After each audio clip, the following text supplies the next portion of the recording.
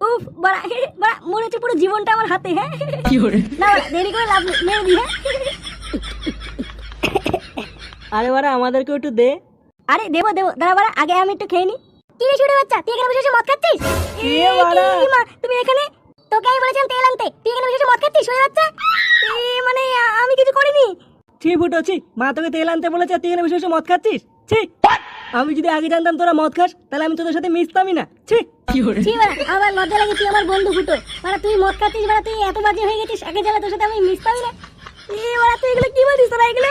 বাড়া আমি কি করছি? ছি বাড়া, আমার তো তোর সামনে বসে থাকতেও লজ্জা লাগছে। এত বাজে হয়ে গেছিস বাড়া, আমি জানতামই না। না না, এত কিছু জানার পর তোর সাথে আমরা আর মিশবো না। তুই বাড়া মদ মুদ খাস, তুই বাড়া খুব বাজে হয়ে গেছিস।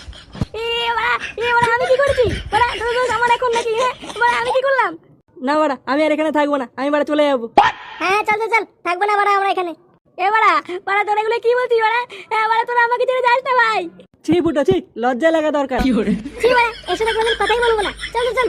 হ্যাঁ, চল, চল, চল। এরকম বলছিস কেন? ভাই ভাই বাড়া যাস না আমাকে ছেড়ে ভাই। ভাই